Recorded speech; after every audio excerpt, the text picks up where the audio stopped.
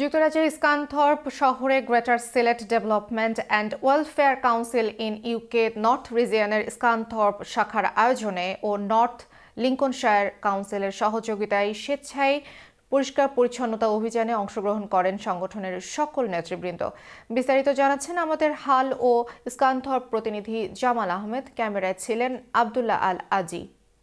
ব্রিটেনের স্কানথর্প শহরে ডিএসি স্কানথর্প শাখার উদ্যোগে স্থানীয় সরকার নর্থ লিঙ্কনশায়ার কাউন্সিলের সহযোগিতায় স্বেচ্ছায় পরিষ্কার পরিচ্ছন্নতা অভিযান অংশগ্রহণ করেন সংগঠনের সকল নেতৃবৃন্দ।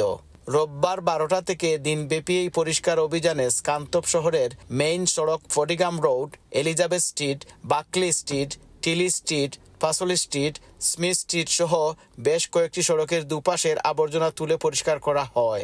এই পরিষ্কার অভিযানে উপস্থিত ছিলেন নর্থ লিঙ্কনশায়ার কাউন্সিল লিডার রব ওয়েলথাম MP. Welcome to the Frodingham Road area of Scunthorpe. Don't drop litter, number one message.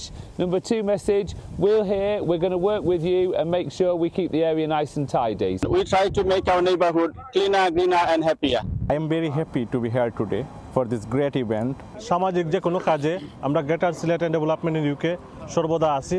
এছাড়া সংগঠনের চেয়ারম্যান শহীদুর রহমান জামাল, সিনিয়র সহসভাপতি আখতার চৌধুরী, সাধারণ সম্পাদক শাহ আক্কাস আলী, জয়েন্ট সেক্রেটারি এনামুল আলম, কোষাধ্যক্ষ আব্দুল্লাহ আল আজিজ সহ কোষাধ্যক্ষ এবাদুর রহমান, সাংগঠনিক নাইম তালুকদার সহ আরো অনেকেই। তাইনও খুশি হয়েছেন এবং আমাদের পক্ষ থেকে তাই যে কষ্ট করছেন আমরা থেকে তাই আরো বেশি পরিষ্কার করছেন। রাস্তাঘাট পরিষ্কার করা ইমানের অঙ্গ। সবাইকে ধন্যবাদ যারা আজকে রাস্তাঘাট পরিষ্কার করা আমরা আমাদের সাথে এসেছেন। যতটুকু সম্ভব আমরা পরিষ্কার পরিচ্ছন্নতা রাখার চেষ্টা করেছি।